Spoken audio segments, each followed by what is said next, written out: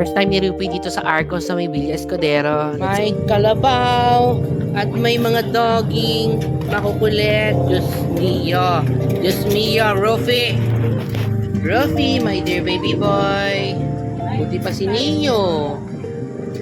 Si Neo, ang pinakamabait, no? And Moira, very proper. And Asher, na. Susunod na magiging mabait na si Rufi, na. Di ba, Neo? Bait-bait naman ni Neo. Ay, ganun. Kami sa Arcos sa Villa Escudero.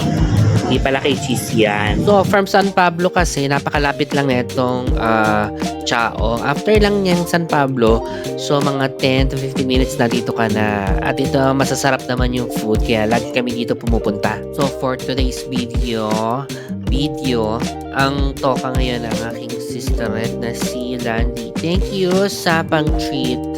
And also, kung magawi kayo dito, katapat na katapat siya halos ng entrance ng Villa Escudero. Pero lang siya nung arko ng boundary ng Chaong at San Pablo. Kung pupunta kayo ng Batangas, Laia, ganon. Try nyo dito, mura lang, affordable, pet-friendly, malaki ang parking, at syempre masarap ang mga pagkain. Yun lang, bye!